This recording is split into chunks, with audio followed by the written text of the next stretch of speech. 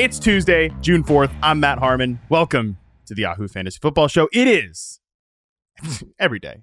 Every day is. But today especially is a hell of a day to talk ball. And joining me to do just that is, you know him, you love him. He's my friend, host of the Underdog Football Show, Josh Norris. Josh, what's going on, buddy?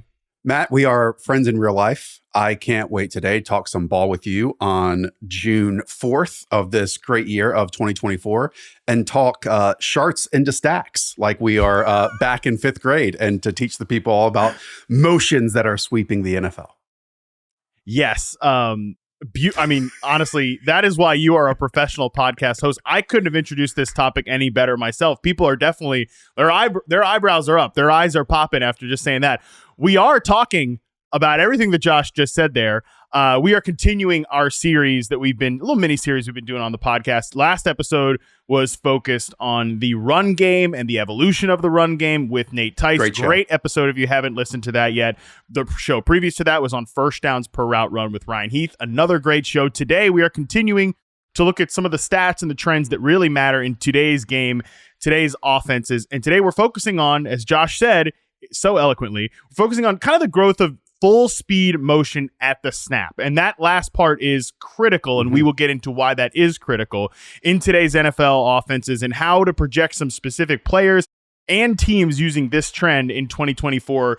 Josh, the reason that I wanted to have you on, and we'll talk about this specific trend and why this matters in just a second, but the biggest reason I tabbed you as the person to do this show was you put out a great video with Colt McCoy, and I'll give you credit, really early into last season. I would say, and look, I hate to do this stuff because, there's always going to be somebody in your mentions about, no. Actually, I was doing this first. But at least in terms of the people I follow and the stuff I see, you guys were some of the first folks talking about this last season, these full speed motions at the snap, right. The short motions, everything like that. So before we kind of dive into some of the stats here, I just wanted to actually just kind of have you talk to people about sort of what got your gears or your Colts gears turning about this topic. Yeah, you know this. You watch a ton of football. And so when something looks different out of the 60-something plays that you watch in 16 games per week, it kind of piques your interest. Your eyebrows raise. And we know back in 2022 how different this Miami Dolphins offense looked under Mike McDaniel. And that they aren't just going to keep the same thing going every single year. So you kind of wonder how that is going to evolve. And it really picked up, I thought, in week one after we made that video, heading into week two as well, of these full speed motions. And it's not across the formation necessarily. It was getting Tyreek Hill or Jalen Waddle or a couple of other players, and how it just created this chaos, this confusion, this uncertainty to defenses. And so you wonder, especially in the back half, I believe, of 2022, again, just specifically talking about the Dolphins right now, of how things kind of plateaued. It was the weather, it was the injury, all this stuff. And so how are these offenses then going to transition into the next year, going to create that separation, especially one that is timing based like the Dolphins? And then once one team does it, all these other teams do it. And you get to see if it's the tree, if it's other offenses and play callers watching that team, and just how an idea sprouts throughout the league and grows throughout the year, to me is one of the most fascinating aspects of watching NFL football. Yeah, our mutual friend Jordan Rodriguez has done a lot of great work on awesome this piece on the Athletic. Awesome piece in the Athletic. Definitely everybody should read that. After you listen to this podcast, don't listen to any other podcast. Go read that piece. Other than mine.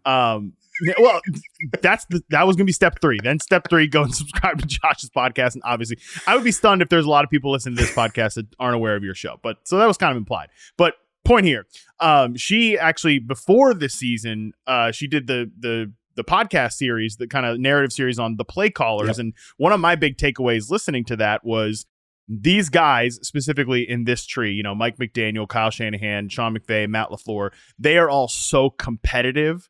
And they're all very aware of each other's, not just legacies, but what they're doing schematically. So like you said, this became a thing that, you saw the Dolphins doing it in 22 a little bit and then really unveiling it in 23. And then like everybody starts doing it. So just to sort of table set here, let's just talk over some league-wide stats and how to show this is a very new development in the league. And look, like this is not the cleanest thing to track necessarily, but I love Fantasy Points Data Suite. They do a great job with all of their tracking stuff. So talking about this here in 2021, the top 3 teams that used motion at the snap were the Dolphins, Ravens, and Chiefs with 14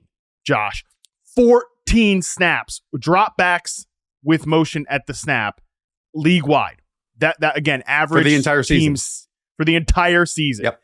League average 6.8 dropbacks with motion at the snap for teams. And at the snap, you mean these players are still moving once the ball is hiked from center. Correct. Yeah. So think about it. Like, I mean, everybody is aware of pre-snap motion, right? That was a thing that really took over the league, kind of when McVay got to LA and Shanahan in San Francisco, that, every smart analytics person's like, ooh, motion, this is good, right? And we can talk about why we're going to talk about why this matters in a minute and why it impacts defenses. But that was again, 2017.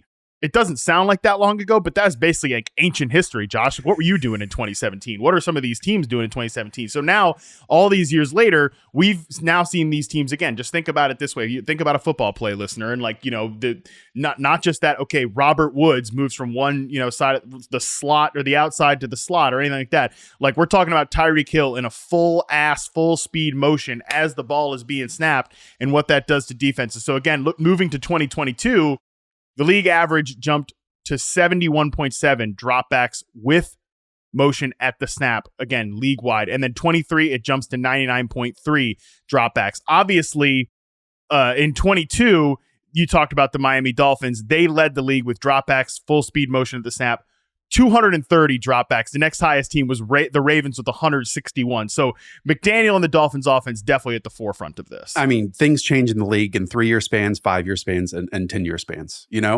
Not to go on a tangent here, but it's so funny to go back and watch like the Greatest Show on Turf offense and the St. Louis Rams at the time and think like, oh man, that offense was so good. And then you go back and watch them and they are taking snaps in empty from under center on like 5 to 7 step drops. And it's stuff that, like, again, in our brains, no one could stop this offense. And now it would be like, what the heck are these guys doing? Why are they so static? Yes, what are they doing? Things change so quickly. And, we're going to cite Jordan's piece a lot, I'm sure, because she is excellent at her job. And she really is able to like peek behind the curtain a little bit on this stuff. She mentioned that, some of the influence of these quick motions, of these, fly motions, cheat motions, sharp motions, they're all a bit different. And I'm not exactly the right person to define each one perfectly. But CFL-fication of kind of everything comes into the fold here, where in the CFL, the Canadian Football League, you're allowed to have, I think, 5 players moving before the snap and more than one moving inside, outside, or towards the line of scrimmage at the exact same time. So like you said, motion has been around for a very long time. It can be a man or zone tell. It can be about changing the numbers in the box. It can be about getting guys free releases. And I'm definitely sure we're going to talk about that in a moment. But really maximizing the talents and skills of a player, namely their speed, comes to the fold when you have this full speed motion where Tyreek Hill working across the formation might get up to 8 miles per hour, right? And then once the ball is snapped and he crosses the line of scrimmage, that might be up to 12 miles per hour. And then when working down the field, that might be 18 miles per hour at his top speed. So again, it's going from 0 to 18 miles per hour to 8 to 12 to 18. So it's just another advantage. And as Kyle Shanahan put it, it kind of is cheating in a way when utilizing this full speed motion. Yeah, I thought that was fascinating when Shanahan at one point just, called it like the cheat motion, like a little bit of cheating that they were doing in Miami and Green Bay, especially. Those are going to be fun offenses to talk about in the second half of the show. We talk about some of these specific teams, but I want to stick on Tyreek Hill and the Dolphins because that was something that to me, it's when I was watching the week 1 Chargers Dolphins game, I mean, and just the absolute hell they're putting the Chargers defense. They were in it 7 times, I think, in that game. So like, think about it. You prepare all offseason for this one opening week contest. And, you're on your defense, Brandon Staley, I have an idea in mind. I'm going to slow down Mike McDaniel. And he throws out this motion at you 7 times that you've never seen before. And there's nothing you can do about it. There's no halftime adjustment you can do to slow down a full speed motion of Tyreek Hill going into Jalen Waddle and having these guys run full sprints down the field and then picking out which one you want to defend. It's impossible. It's especially and I think the big question we're going to answer now is like, what impact does this have on the opposing defense? And I mean, again, I don't really know what other simple way to put it other than just like it puts these guys in absolute hell, because what we see the Dolphins doing too, and I think Nate might have alluded to this on last week's show when we talked about the run game, but they'll do stuff where they have like Tyreek Hill start out in the slot and then move outside at full speed and then run, like a dig cut across the entire field, which, like, what do you do with that? And like, obviously, I think the immediate thing that somebody would say is, well, not every team could do that. Not every team has Tyreek Hill. And I totally understand that. He is like peak fast in the league, but there's a lot of fast players in the league, and there's a lot of ways you can do this to break defensive rules. And I think that's something that's important to always talk about when we talk about defense in the NFL. And, I always get the question of like, well, okay, let's take Deebo Samuel, for example. In reception perception, Deebo Samuel's great against zone, but he's not as great against press man. I think that's just like I've been saying that for years, but now I feel like that's a generally accepted thing about him as a player. People ask me, well, then why don't opposing like defenses just put one press man corner on Deebo Samuel? Like, well, you can't do that because defense is all about rules. Defense is based on assignments and like kind of almost a lot of these Staley type, Fangio defenses want the whole back end to work together as sort of this like amoeba unit. So you can't do that. Like, again, you would literally be breaking your rules, and that's an extreme example. But so for you to have like a set of rules in place and then see a player like Tyreek Hill go from the slot full speed outside and then cut back into the middle of the field, right? There is just nothing to do with that. Yeah. I mean, Tyreek is a 1-of-1 in that off of that angle where he's working horizontally and then vertically, he can threaten you in any direction and run routes off of it. But like you alluded to, that doesn't mean that great play callers and great offensive architects can't utilize certain aspects of players, whether it be speed or size or physical ability, and then utilize the same motion in creative ways. And so I don't know if you want to continue on this conversation of, hey, in week 1, we saw the Miami Dolphins do it. So then where did it go from just that tree, right? So Matt LaFleur, we then saw it with like Jaden Reed, for example, who is a manufactured touch player on some occasions, outstanding athlete, a lot of crossers, get the ball in his hands, that type of stuff. We also saw it with Sean McVay and Tutu Atwell, who, if you gave me a 50-50 shot of if Tutu Atwell was going to be a contributor for this offense in the first half of the season, or was it going to be punted to the curb on this team after being a second-round pick, I don't know which direction it would have gone in. But we all know that he can fly at that size. And guess what? When you have this ability, despite being, 165 pounds, it forces corners to retreat immediately. So it gives you this cushion automatically. And so if you want Tutu Atwell to get a free release off the line of scrimmage, especially when you're running him into 2 to 3 person stacks, fantastic. This is one way of doing it. And then as the season went along, Matt, we saw Kyle Shanahan utilize it, not just with Deebo Samuel, but with George Kittle, with Kyle Juszczyk, with some other tight ends. And they were doing this, full speed motion into allowing those bigger bodies to chip, to be, and then go out into the flats. And so there's so many different ways of doing it, and it doesn't just stop at that tree. And to me, that's the reason why it's so exciting and interesting, because you get guys like Kellen Moore watching it, or Ben Johnson watching it, or Andy Reid watching it at the same time. And I think there's a reason why when you unleash these stats, what we think are the best offenses and the best play callers are all watching each other and taking elements of those offenses, of those systems, and saying, well, we don't have Tyreek Hill, but we do have these players with these specific skills, and we can highlight them in this way. Yeah, and so I'll just read this off. The top 5 most dropbacks with motion at the snap last year per fantasy points data. Dolphins, 314. Packers, 181. Rams, 169. 49ers, 151. And then tied for 5th is the Chargers and the Lions, 137. All pretty good offenses. All pretty sweet to watch. except the Chargers, not a fun offense to watch, but all pretty sweet offenses to watch. And I do think the Chargers, a lot of that was injuries and stuff like that. Some things went wrong there, but I do think Kellen Moore is an interesting one. We'll in the second half, we'll break down some of those teams specifically, and then teams that might actually improve or maybe make better use of this next year. But yeah, to your point, all really good offenses, all not just guys on this tree. Like the fact that Ben Johnson's up there, the fact that Kellen Moore's up there, I think makes this really interesting. And I just wonder, who is going to steal? Like who's someone that we're not thinking about that might steal from this tree? And I get that, again, that's something we'll talk about in the second half. But I like that you brought up not just a couple different players here, right? Because there's the Jaden Reed and then there's the Tutu Atwell kind of like bucket of these guys. To me, I think with Jaden Reed, like my opinion of him as a player is that, yeah, he can do these like gadgety, motiony, kind of create a touch type stuff, but he's like a real deal wide receiver. Yeah. He's a guy that can beat man coverage in isolation. He showed that in college. I think he showed that last year with the Packers.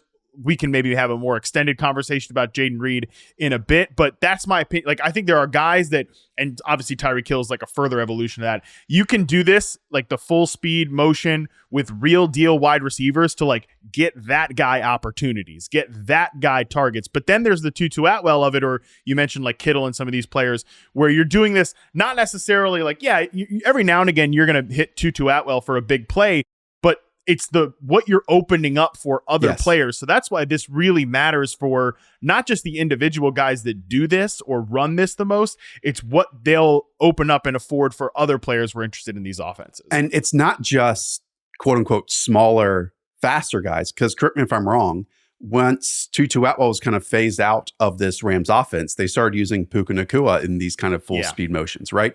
If Jaden Reed wasn't on the field, because we know the Packers love to rotate these wide receivers, Dontavian Wicks was the motion man in this exact same way. I saw Shane Steichen utilize this with the Indianapolis Colts, and it wasn't to get Alec Pierce the ball, but he was the full speed motion guy.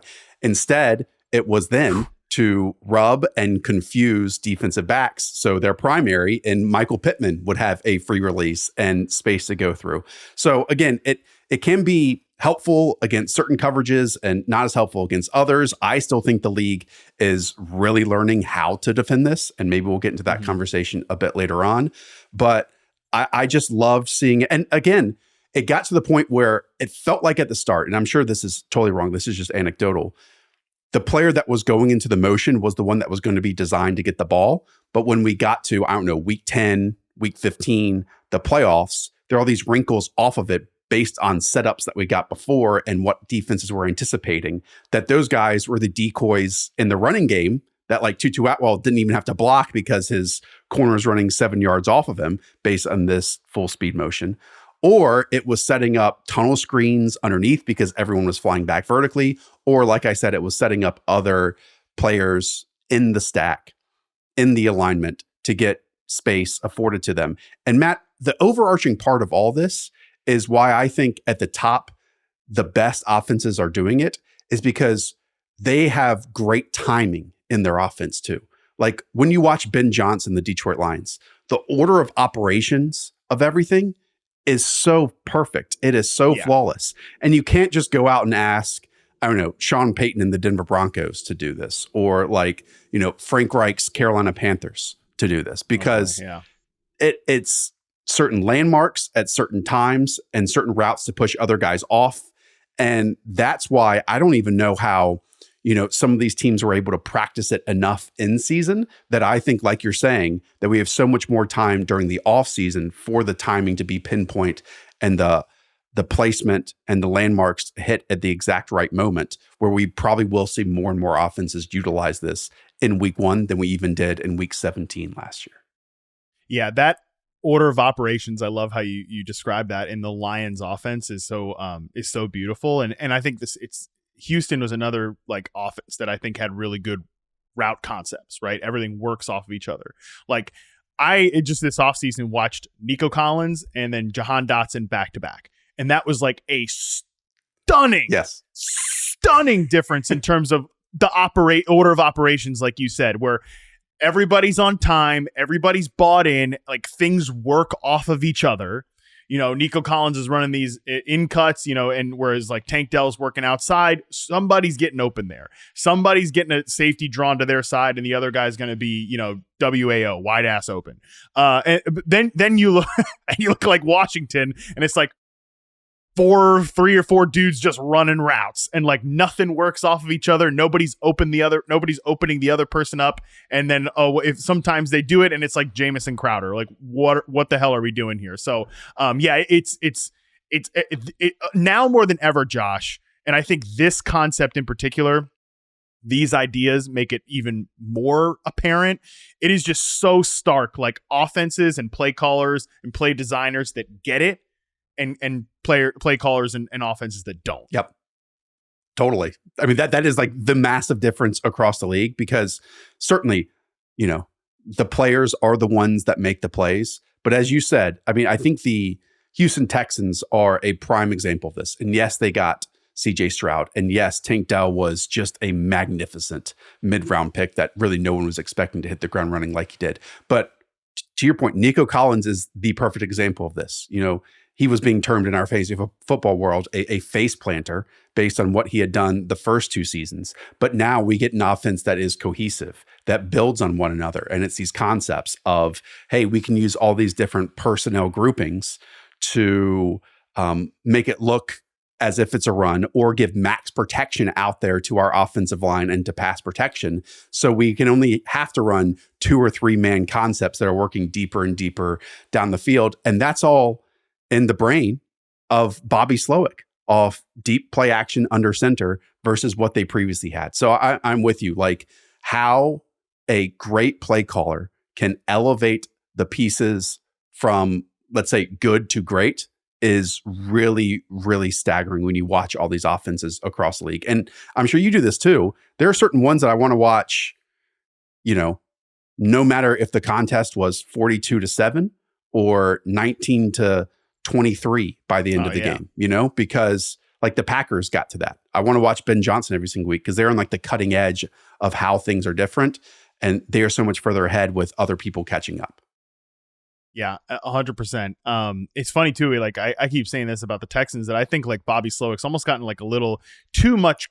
Like people have gotten a little too over their skis with Bobby Slowick, like what he did as an offensive coordinator, because he's just doing like all the right stuff, like pushing all the right buttons. Like, it wasn't anything crazy. It was just like normal Shanahan stuff with a lot of this mixed in. I mean, but guys are running 17 yards down the field on crossing routes wide open, Yeah. Yeah. It's beautiful. Again, it's just, it's so stark, these offenses that don't do this. And then, we start to get your Nico Collinses of the first 2 years, like Jahan Dotson in his first years. Like, why aren't these guys doing anything? Like, well, it's like, number one, Nico Collins is playing with Davis Mills. Okay. Like, I mean, you can't magic himself the ball. All right. It's not going to happen.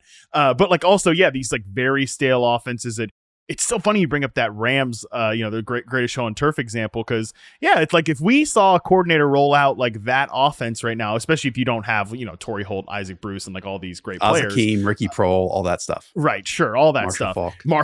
Mark Bulger, eventually taking over for Kurt Warner.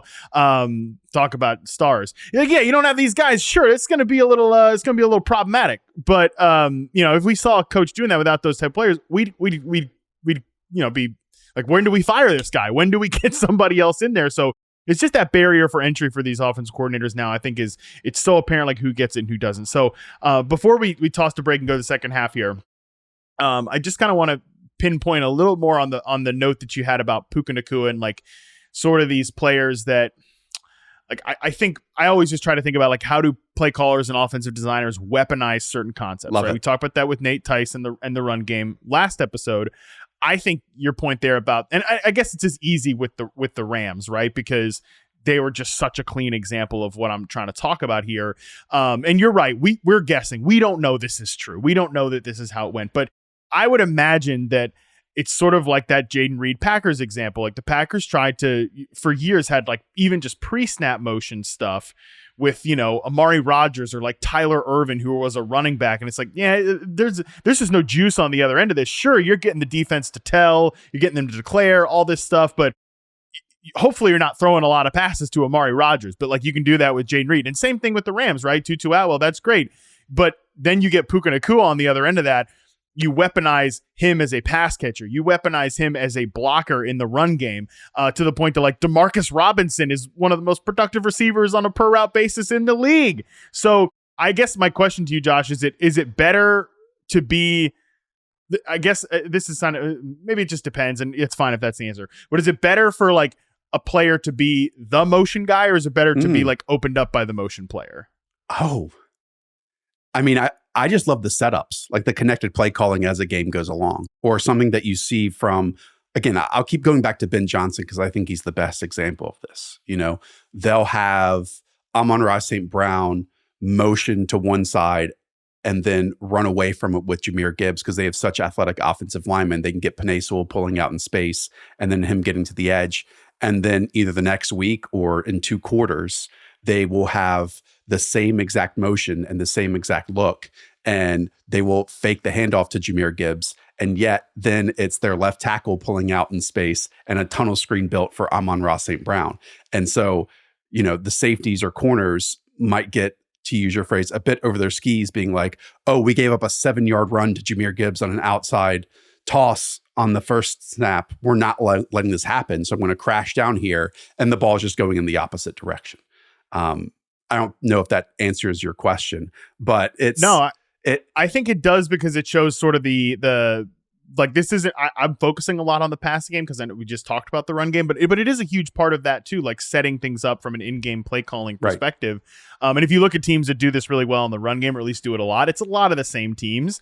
Like in terms of just attempts, like rush attempts with motion during the snap, it's the Rams, it's the Dolphins, but then you get the Ravens in there, you get the Packers again, you get the Steelers. That's going to be a funny conversation when we talk about them. And then the Lions again at 6. Yeah. And one thing I want to talk about, like the Packers, for example, it depends on who you've read and who you've listened to. But if my memory serves me correctly, Aaron Rodgers really doesn't like pre-snap motion. You know, he wants to see what the defense looks like pre-snap and post-snap, because he just believes he's an elite processor and knows how to get the football into these tight windows. And so while we take these offenses and say, well, this is what the play caller wants them to be, there's so many other pieces on top of that, right? Where is it the quarterback's limitations? Is it the quarterback's preferences? Who has the say in what? And so maybe the Packers are the prime example of this, of we had a super successful offense with Aaron Rodgers, where they did not use probably as much pre-snap motion as, you know, I think they were 7th in the league just total last year, where 67% of their plays having a shift or motion in it, right? I would just, you know, anecdotally say that probably wasn't the case with Aaron Rodgers, and yet both offenses were extremely successful. They just do it in different ways, and it's the same play caller technically in both, in Matt LaFleur. So it makes you wonder a little bit, did he get to flesh out how he wants his offense to look, how he really would want to design his playbook, how he wanted to, if he got final say in the entire matter? Just one thought on the offense we're going to talk about. No, totally. And I think that's a good point to transition on. But like, I think it takes quarterback buy-in, right? Yeah. All of this stuff, because it's another just layer to add to the mix. And yeah, some of these guys, like an Aaron Rodgers, like you said, he like thinks, hey, if that's what he thinks, like I'm willing to listen to Aaron Rodgers. And like, I think that's good coaching on Matt LaFleur to be like, we're going to try to sort of meet in the middle here. But like, I think of a team like the Bengals. I'm thinking about this a lot with Cincinnati, where they were not one of the teams that had, because it's funny because Zach Taylor comes off this tree, right? But his offenses have looked very different, because they've mostly just been like, what do you want to do, Joe? He's been a unique guy that like, typically we see it's so nice that like the Texans got CJ Stroud young. It's so nice that like Jordan Love was able to sort of grow up under Matt LaFleur, right? But then this is sort of a different example with a very different type of quarterback that, hey, Joe, you're like a high level processor pre-snap. Like he kind of wants to be the Aaron Rodgers. He wants to be the Peyton Manning, and he had that cachet to do that. Even with this coaching staff right away as a young player, they're not one of the teams that had a lot of motion at the snap last year. They had 79 dropbacks with motion at the snap, but they were 4th in terms of yards per attempt on those plays. And I just think that's interesting for the Bengals offense. Like, you sort of saw, I would say, Zach Taylor maybe like get to spread his wings a little bit with Jake Browning as his quarterback, you know, and Brian Callahan too, who's obviously with the Tennessee Titans. So it'd be fascinating to see, like, is there any meat in the middle going forward there? Yeah. for the Bengals, it's almost like they've been problem solving 3 times in the Joe Burrow era a little bit. Yeah. Like you remember early on, it was, hey, deep shots until you're going to stop it. And then it was a bunch of cover 2 high shells. And so, I mean, there was like, I think it was against the Saints, one game where you specifically saw Joe Burrow and the team go, like 95% in shotgun. And he's just, hey, I'm going to catch it and I know where to go with the football and I'm just going to release it. And I'm just going to see the field the entire time. I'm not going to turn my head to the defense like we saw in week 1 against the Baltimore Ravens back then and lose the picture and then throw interceptions over the middle of the field. And that worked at a high level. And then the injury happened and you get Jake Browning. And like you said, the offenses change. And we keep talking about motion. That's what the entire show is. But, you can go from the Miami Dolphins who used it at 87% on every single play last year. San Francisco, Los Angeles, Detroit, Kansas City. Those are the top 5. But then there were good offenses, maybe not as best as we have seen them in previous years, but good offenses in the Philadelphia Eagles who are at 32%, right? The Cleveland Browns. And I think you and I can say Kevin Stefanski can call an offense. They were at 25th with 50%, right? Shane Steichen, 23rd and 50. So there are so many ways to skin a cat, so many ways to create a good and solid offense that, again, it can be tough for those of us on the outside to know, okay, is this who the play caller wants them to be, or is it the pieces they're working with? And obviously, like the Browns and the Colts, it's dealing with backup quarterbacks and how that changes your entire trajectory of probably who you wanted to be at the start of the season versus where you finished it out. Yeah. To me, you talk to enough coaches and you just know how these guys are. There's always a part of me that thinks there's a sicko side of each of these egomaniac offensive coordinators. And I'm not saying egomaniac to be mean, but these guys have a high opinion of themselves and they should. They're very good at their job. They're, theoretically 32 best people at this specific job on planet Earth. There's always a part of me that thinks theoretically.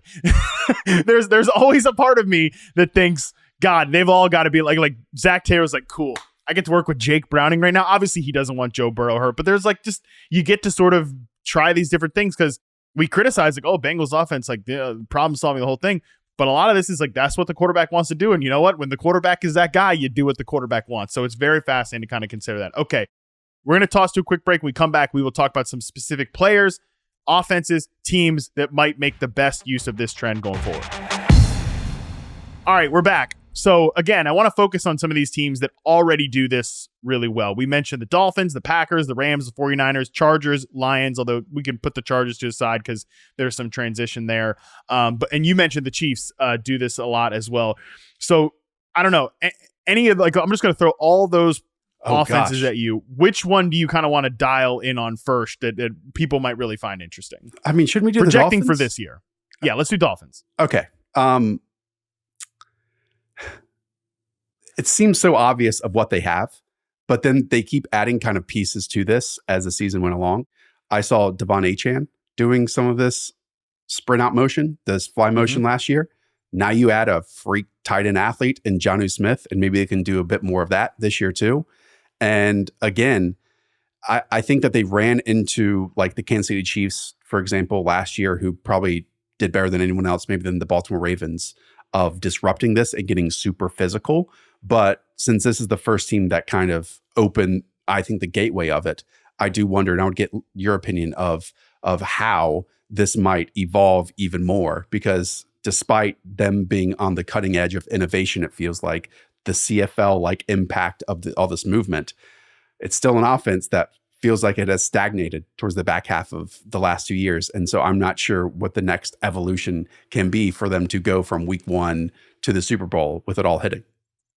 And I think they're an endlessly fascinating team, both from just an on-field and kind of where they're at from a team building perspective too. You think about it right now, obviously Justin Jefferson just got this massive contract extension yesterday.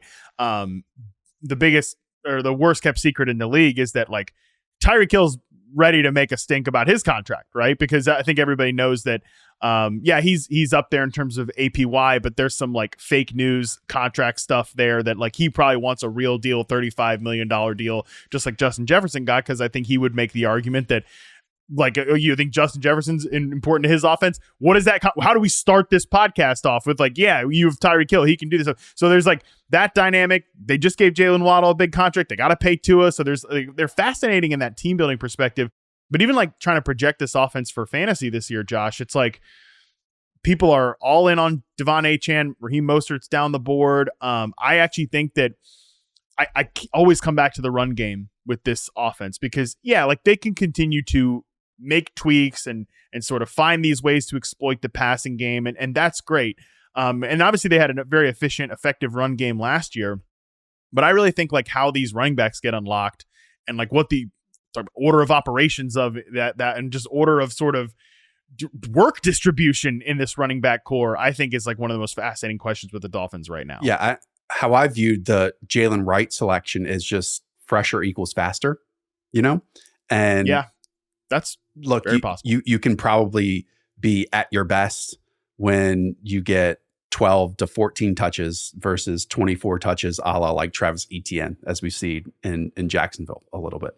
I mean, like Tony Pollard was the perfect example of this. Like all of his coaches were kind of saying like, hey, there's a reason why we're giving him the shorter opportunity to be more explosive, albeit obviously got an injury, less explosive last year when he was full on the workhorse.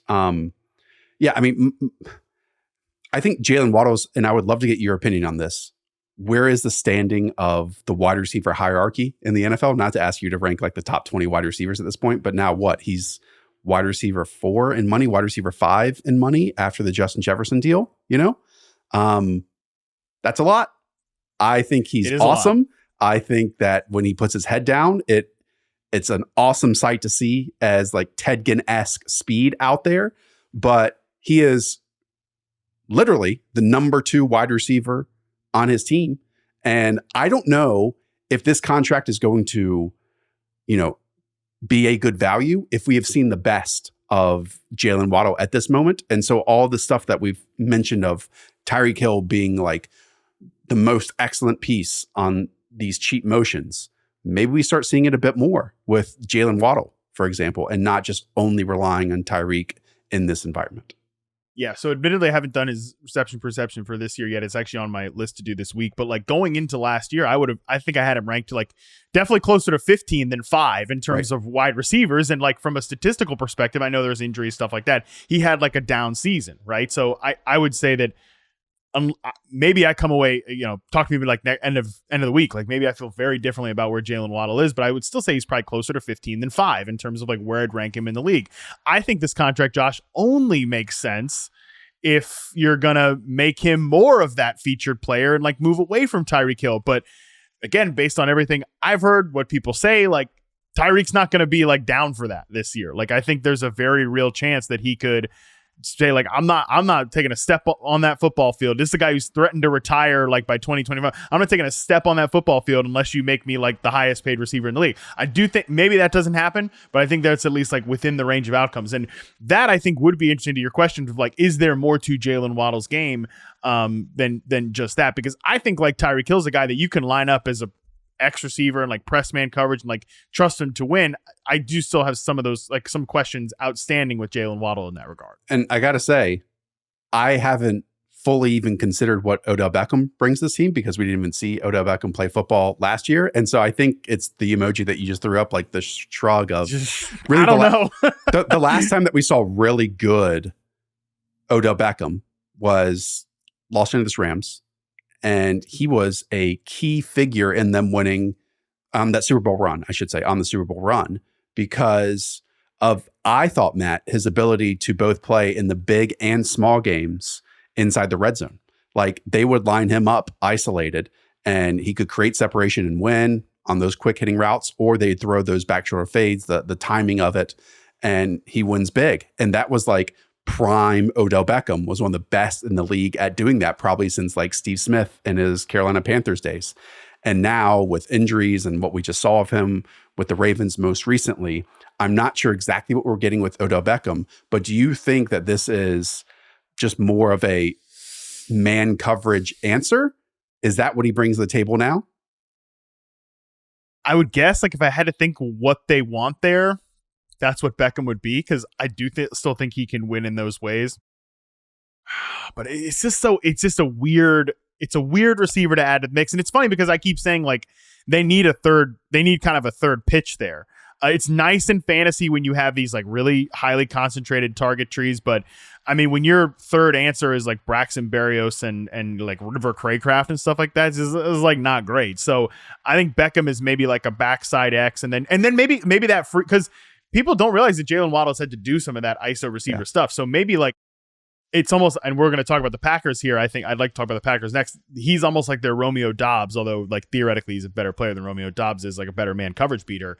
It's like, yeah, we're just going to have him kind of like eat snaps and eat grass out there as the X. And then like these other two players we can do more creative stuff with. And I do wonder if maybe another one because going from 2022 to 2023, the counterpunch of the Dolphins was the running game. And that definitely happened. We saw Raheem Mostert have, I think, the most rushing touchdowns of a 30-plus-year-old since John Riggins, I believe. And then, obviously, what A-Chan turned into was spectacular stuff.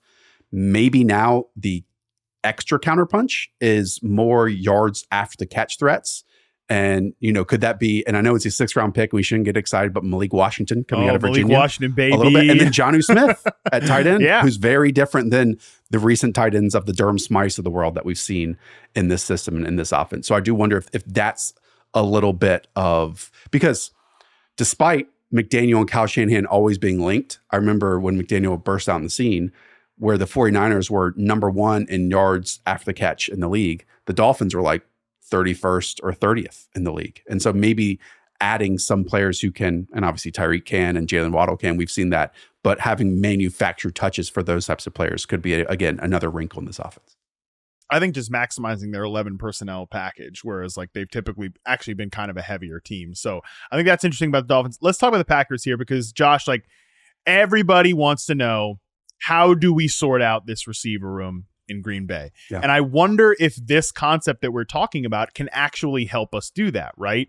Because if you look back last year, like motion at the snap, the guys who led the team in yards and just straight yards when there's motion at the snap is Dontavian Wicks at 227. Oh yeah. And Jaden Reed at 224. Nobody else is over 200. You look like per route, Dontavian Wicks yards per route run when there's motion at the snap, 2.99. Jaden Reed, 2.52. Romeo Dobbs, 1.25. Christian Watson, 2.27. Obviously Watson's just tough because he didn't play as much, but like targets per route run is Jaden Reed by a mile, 0.34 targets per route run. Then it's Dontavian Wicks at 20 and then Christian Watson at 22. Bo Melton has some pretty crazy per route stuff on this, of course, because like Bo Melton's involved in this whole thing. So can this idea in terms of motion at the snap, cheat motions, all this, can this actually help us sort through what otherwise, Josh, is a very crowded receiver room? Yeah, I don't know. I just know it's awesome. Like this offense is just awesome. And you know this. And I just asked you the question that like if this podcast was reversed and I was on your show and you asked me, I'd be like, God, I hate that he's asking me this. Like, can't we just talk about how good all of these players are? That's how I'm going to spin this. We're cut from the same cloth. That's how I'm going to spin this, because like even people drafting an Underdog right now have no clue how this goes, right? Like Jaden Reed is going as wide receiver 34. Christian Watson is wide receiver 46. Romeo Dobbs is wide receiver 52. Dontavian Wicks actually continues to fall as wide receiver 61 now. And we just is that just the counterculture bros? Because like he has been the internet's most popular receiver for the last month. Great question. We just did our second year wide receiver breakouts, which again included both Jaden Reed and Dontavian Wicks, who again are the first and fourth wide receivers being drafted right now on Best Ball. And I don't know how on any other offense in the league, maybe that's stretching it, but that you can take someone like Dontavian Wicks off the field because he's so good, man. And just how this offense is constructed. And tell me if you see this any differently. But they do really cool manufactured, drawn up whiteboard stuff near the line of scrimmage, almost evacuate this like intermediate area a little bit of like 7 to 15 yards. And then it's just a bunch of middle of the field working back towards the football or vertical routes with Jordan Love unleashing this cannon that he has. And it's so cool to watch. And on top of that, Matt, it's also, they've got 2 young tight ends to operate in Luke Musgrave and Tucker Kraft. So to me, it's what we said of, hey, offensive coordinators like Shane Steichen, when they get Gardner Minshew, or Zach Taylor, when they get Jake Browning, they can go on the whiteboard and create some cool stuff.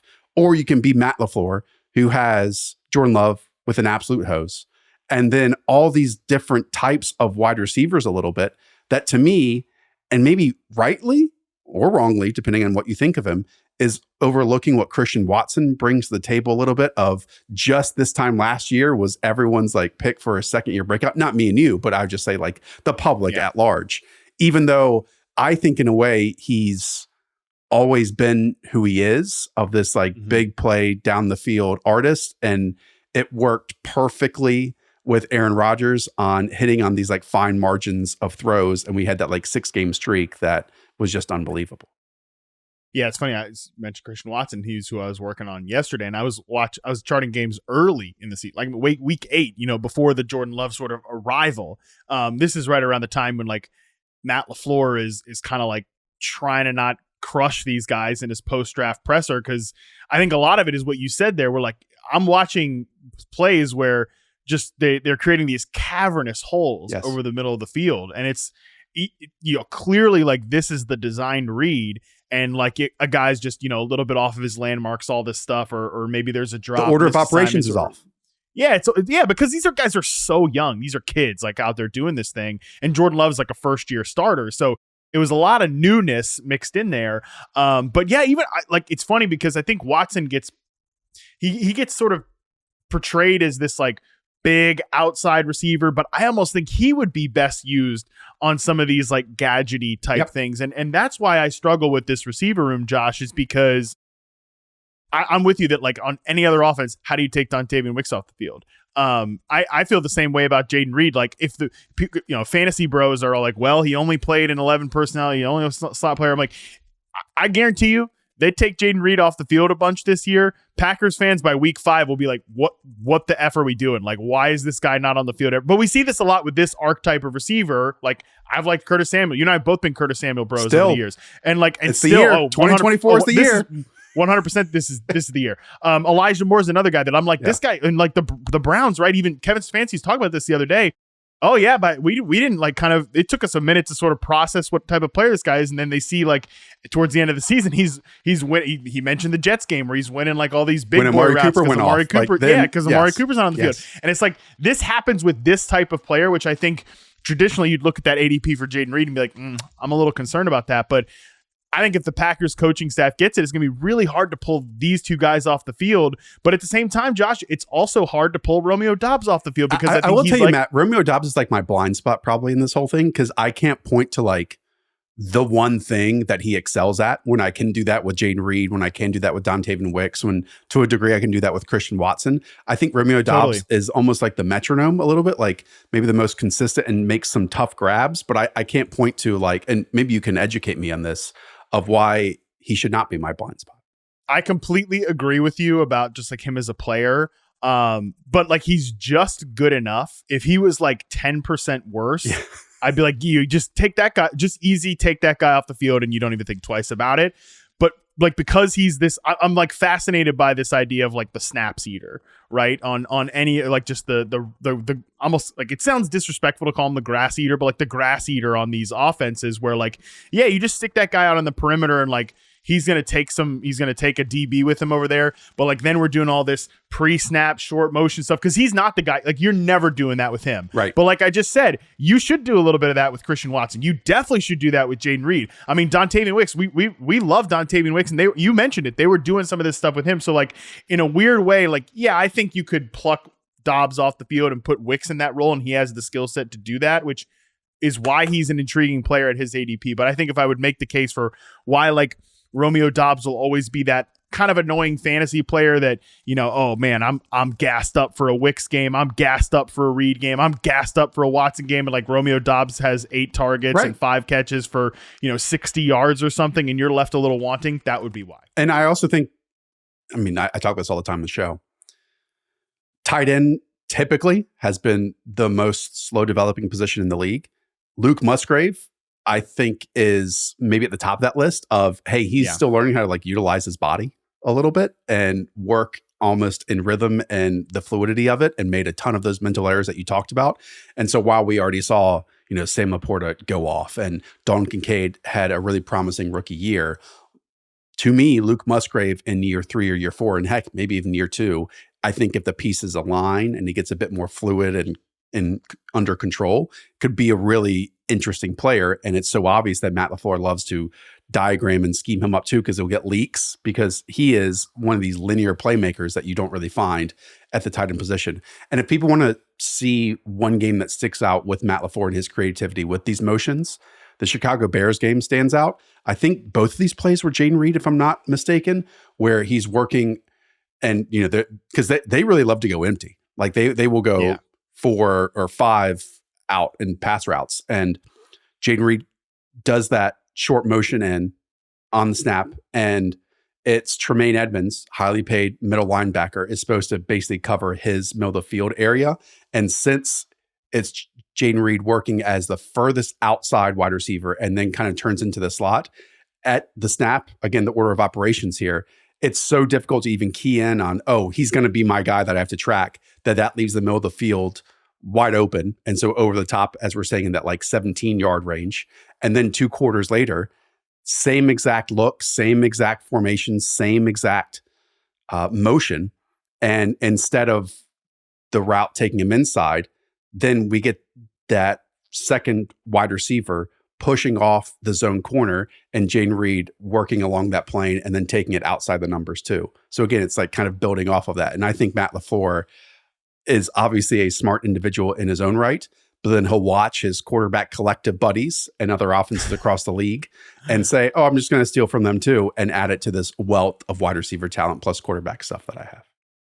No, that's a great example of like a specific moment for this that people should definitely go check out. So I don't know if we have too much more to say about like the Rams, the 49ers, and Lions, although I will say I don't want to have like a full Jameson Williams conversation, because I literally just did 40 minutes on my other show. And you're coming on my show next week to talk about Jameson Williams and these third-year wide receivers. You know what? Let's save it, because I actually think that'll be a good reason for people to go listen to the show we do together in a couple weeks. So let's save that part of it. But let's talk, before we get out of here, Josh, teams that could see a big boost, like offenses specifically, they could see a big boost based on coaching changes here with this specific concept. I want to first focus on the New Orleans Saints, who had 34 dropbacks with motion at the snap last year. That ranked dead last in the NFL. My initial, before we talk about like the positive of this, I do want to throw one negative caveat that we talked about. Like, quarterbacks don't like this. I wonder what Derek Carr's opinion is about this, because actually, if you look back and look, maybe this is a dumb Josh McDaniels thing. I'm totally open to that. It is just interesting that the Raiders in 22 were also second to last in terms of dropbacks with motion at the snap. But to be fair, to counter my own counter there, the Saints were still 32nd that year as well. So I think this could easily be a Pete Carmichael thing. The Saints hired Clint Kubiak from the 49ers, who obviously we mentioned were 4th in terms of this motion at the snap. So I am a little fascinated by the Saints offense, Josh. Are you? Because let me finish. I'm not fascinated by Derek Carr, and I know that that's just the overarching kind of like cloud of the hanging over this thing. But I'm a big Chris Olave fan. I'm a big Rasheed Shaheed fan. I think A.T. Perry could be the perfect like grass-eating X receiver that he pops up every now and again. So the pass-catching options fascinate me, and a coaching change fascinates me, mostly because it's just something different. Because like I banged Washington earlier for their like poorly designed offense. The Saints, I think, might have been the worst designed offense in the NFL last year. Well, we kind of opened this conversation of, hey, this is pretty easily, not easily implemented, but nicely implemented with fast wide receivers. Okay, can't we do some of the stuff with Rasheed Shaheed? Like when you look at the wide receiver room, it's even tough to know who's going to be the 2 wide receiver set player on this team, because they're 2 very different types. And you can disagree with me if you want with this, in A.T. Perry and Rasheed Shaheed. But like whichever one's out there. No disagreement. But whichever one's out there in 2 wide receiver sets, hey, that's a lot of snaps in an offense that we hope takes a step forward from a play calling perspective. Maybe not from an offensive line standpoint, because they just keep getting injury after injury from that standpoint. But like, very tough to know who is going to be second on this team if we talk about wide receiver and tight end room and targets. Like, it could also be Juwan Johnson, for example. Yeah. So I'm with you. Love Chris Olave. Nothing more would love to see Rasheed Shaheed be an every down starting wide receiver out there and utilizing these free releases or into stacks or these, fly motions, whatever this team, Clint Kubiak, wants to utilize them. He has the speed, the quickness, the acceleration, the downfield juice to add a different element to this team that they haven't had before. Yeah, right. I get it. We're sitting here theorizing about these other players, and like Alvin Kamara is going to be the second most targeted player because Derek Carr is going to check the ball down like it's his job. I get it. But if we're talking about teams that have a coaching change and could weaponize this motion, Josh, even Olave could do this stuff. Like they could do more motion with him and get him like full speed at the snap and, crushing on in breakers. So there's probably not hidden upside to this Saints offense because like Dennis Allen, I just don't believe in the team. The top down view, they're like so similar with Dennis Allen. I'm with you. Yeah. Yeah. So I get it, but I just think like there's a sleeper offense every year that provides like some value, and I can squint at certain parts of the Saints because of these pass catchers and think that they could be that. It just requires me to like squint with one eye and basically close the other to like the head coach and the quarterback, which is kind of important. So I get not to take us on a tangent. There's two. One, ridiculous dot connecting. This team also added Cedric Wilson, who's had a whole bunch of time in these order of operations offenses with the Miami Dolphins in recent years. Point. So maybe. But if I can throw out one that could be an under the radar offense that everyone is undervaluing that overperforms. I mean, the Houston Texans is a perfect example of this last year, right? I don't know if the public is even possible to know anything about Brian Callahan. And look, I'm not here as like a massive Will Levis advocate because he is the new trebuchet, but they have a lot of pieces, man. They've got so many pieces. And I do believe the problem solving that Brian Callahan had in Cincinnati as part of Zach Taylor's offense allows him to not just say, hey, I was hired to run this one offense and this is what I'm going to do, even if the pieces don't align. I think he is the type that looks at Calvin Ridley, who I will never give up on, DeAndre Hopkins, Will Levis, Tyler Boyd, whatever they believe Treylon Burks is, Tajay Spears and Tony Pollard out of the backfield too, and says, okay, I'm going to maximize the skills and strengths of these players and create something that can attack multiple levels of the field. So that's an intriguing offense to me. No, that was an oversight on my part to not include them here because, like I mentioned, the Bengals were not voluminous in terms of their overall plays with this, but when they did it, especially with Browning, it was effective. Like I mentioned earlier, they were fourth in terms of yards per attempt on plays with the motion at the snap, and that is very fascinating with this offense, particularly because I like it's old, it's boring, I get it, but I love the receiver duo of Hopkins and Ridley. And I'm with you that people like give up on Calvin. Calvin Ridley was fine. Okay, you guys need to chill with the Calvin Ridley stuff. Like you should not be a player that anybody should be giving up on or whatever. Give me a break. I will say, Matt, because people give up on him and give him such a hard time, I think I overreact and go too far in the opposite direction and talk about like how great Calvin Ridley is, where the answer is probably like somewhere in the middle, Totally, and I told Trevor Lawrence this, if the field was 2 feet longer, he would have had like 6 more touchdowns this past season. Yeah, I mean, if only the field was that was a little bit bigger. That's what we're all hoping for. And then George Pickens would be awesome too.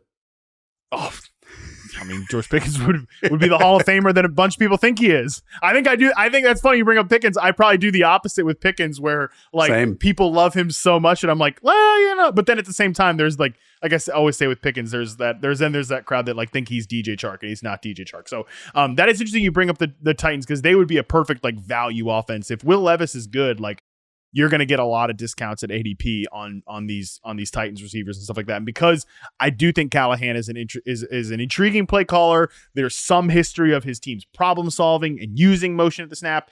That's awesome. I like that call, Josh. And look, their offensive line is better. That's going to help Will Levis a lot. Yes. Like you called him the trebuchet. I've just said he like could be this generation's Jameis Winston. And like if Will Levis is this generation's Jameis Winston and it's a lot of fun to watch. Ridley, that's a lot of fun. It might not be perfectly efficient, good game, Super Bowl offense, right? Stuff like that. But some of these players could crush it this year from a statistical perspective. I mean, if we had to rank the quarterbacks in the league that had a long enough leash to be a 30-30 player at quarterback in 2024 in terms of touchdowns and interceptions. Will Levis might be up there, and the style of play that might be up there too. Anyways. Yeah, I think it's very unlikely we see Mason Rudolph at any point this year is what we're trying to say. I think it's very unlikely we ever see a quarterback go 30-30 again, but that's another conversation. That would be a dream. Okay, so two more teams just to hit on here real quickly. Philadelphia Eagles, I think, are one this to is a consider great one here because 66 dropbacks with motion at the snap. That ranked 24th in 2023. They were 19th in 2022. Obviously, Shane Steichen leaves in 22. Or at the end of the 22 season, Brian Johnson takes over last year. But now they hire Kellen Moore, who was 5th. Now, I do think this is interesting because he didn't do this with the Cowboys. He was 21st in terms of motion at the snap in 2022. But with the Chargers last year, he was 5th, was Kellen Moore. So I think that's interesting. You pointed out he's a guy that probably just watches this around the league and is like, I'm going to take this stuff and I'm going to do it. The reason why it probably happened is because guess who faced the Miami Dolphins in week 1 of last season? The Los Angeles Chargers. It's a great point. And then in week 2, they instantly implemented it with Josh Palmer. They did some stuff with Keenan Allen. And so maybe I need to reset my priors here a little bit, but I still really appreciate what Kellen Moore does. And I think last year in the Chargers was a pretty difficult situation that it turned into. But the overarching conversation here is, the Philadelphia Eagles have been an offense that is quite similar over the last, 2 seasons. Now, it's been very successful. Don't get me wrong. But, they'll run inside zone. They'll do RPOs to Dallas Goedert and some other stuff close to the line of scrimmage. Then when the numbers change in the back half, guess what? You've got alphas out there in A.J. Brown and Devontae Smith who can win their one-on-ones. It's not that simple, but it kind of feels like that simple. And just overall with motion, last year they were 32nd in the league at 32%. Okay. And if you look at 11 personnel usage, they were 11th in the league at 70%. And that has, gone down a little bit because this is a team that kind of lives in certain groupings and certain personnel packages. And so, their head coach has come out and said that this offense is going to be Kellen Moore's. And if that's the case, Matt, we're going to see, as you said, more motions, more creativity, more things that do look different. And I kind of wonder if this is going to help or hurt or somewhere in between Jalen Hurts. And it's something that maybe we don't see the best of it until week 5 or week 7, because it's in some ways probably going to be a whole new world in many aspects than what Jalen Hurts has occupied over the last few years. Yeah, I think some quarterback evaluators would just say he can't do this stuff. Like he can't run an offense like a Dak Prescott or Justin Herbert has run. And I guess we'll find out. Like that's the thing here is the Eagles are clearly banking on a step forward for Jalen Hurts, like a little bit of an evolution of him as a player. And to your point, I think the no matter what answer is that it's probably going to take a little bit of time for this all to get sort of kind of infused in. But let's live in an optimistic world, Josh, where this works out. And like this team is doing a lot more motion and Jalen Hurts is taking to it. Who do you think in terms of players on their depth chart, like who could benefit most from this? Maybe not most, but I even went back and watched the New York Giants last year and they were doing this stuff with Saquon Barkley, which was pretty cool. I went back and watched it with the Philadelphia Eagles. They were utilizing it, but with Dallas Goedert as not a decoy, but utilizing this pre-snap motion to get him out in front as a blocker on Devontae Smith screens.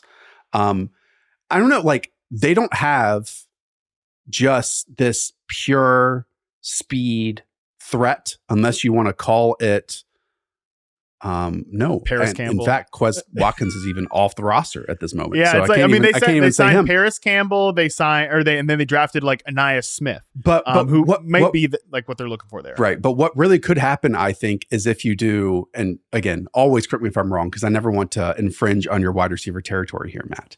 But some big, physical, over the middle of the field, crossing route stuff with AJ Brown, like the LA Rams do with Puka Nacua. Now, necessarily, you aren't going to ask, AJ Brown to be, working as fullback, tight end, edge blocking stuff as often as you are AJ Brown, or excuse me, you're not going to ask AJ Brown to do that as often as Puka Nacua does. But I still think utilizing this with both of those types of wide receivers, while not the fastest, while not the most agile, could still give you big positive benefits because it can at least cause confusion as we talk about in zone coverages of defenses switching off and losing responsibilities or giving natural separation to obviously already really talented pass catchers.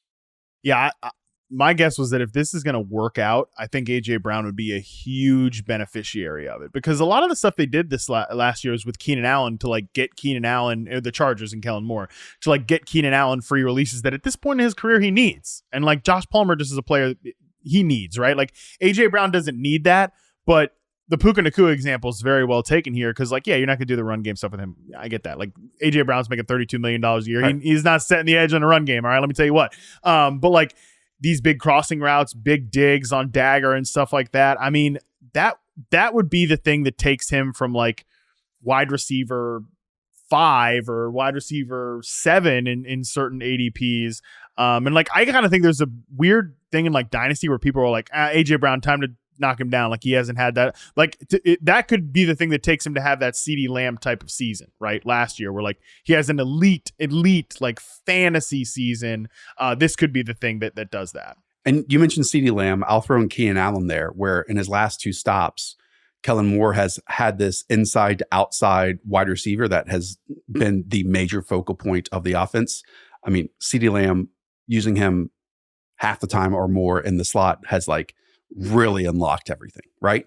And Keenan Allen, we know that he was utilized in both of those capacities. I do wonder if A.J. Brown is that player here for Philadelphia, or if they do that with Devontae Smith, whoever it is, and maybe it's interchangeable for them on any given snap.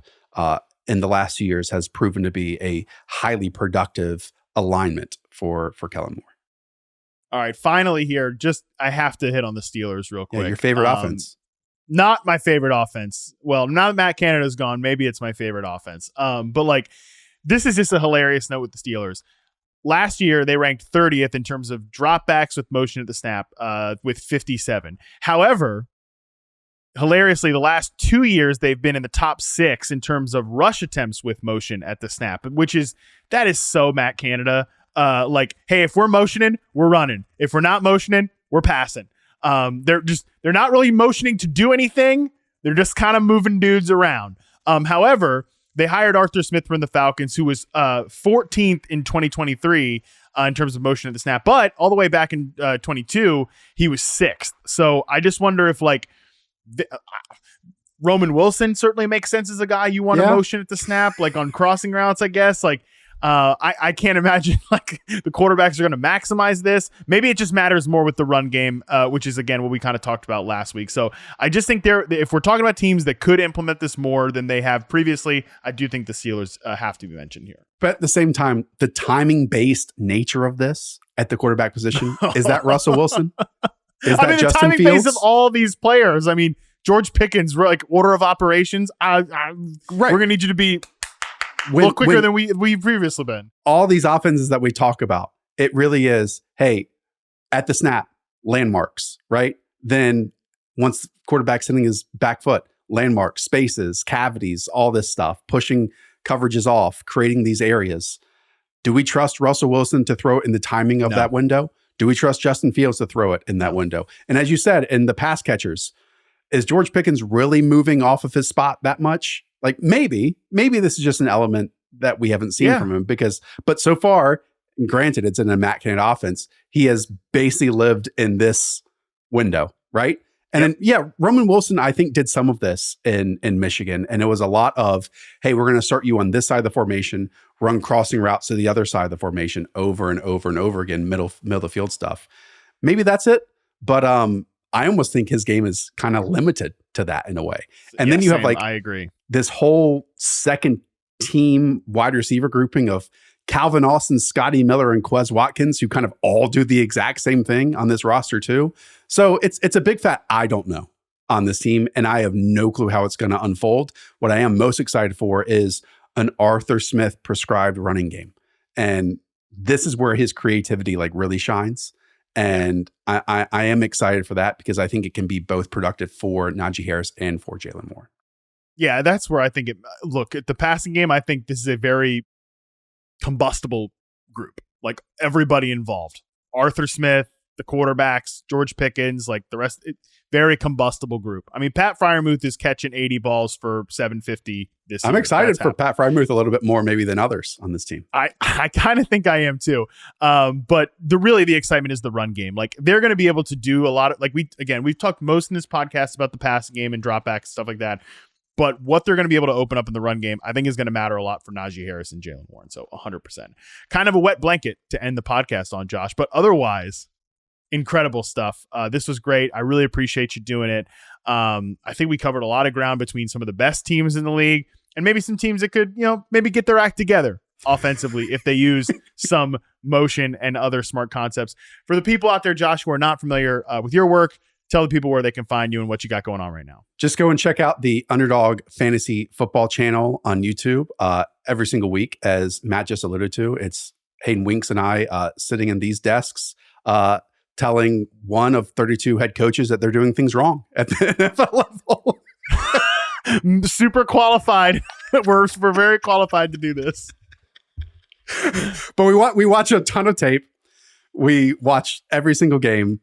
And Hayden brings all the spreadsheet and nerd stuff. And so really what we try to do is combine stats and film.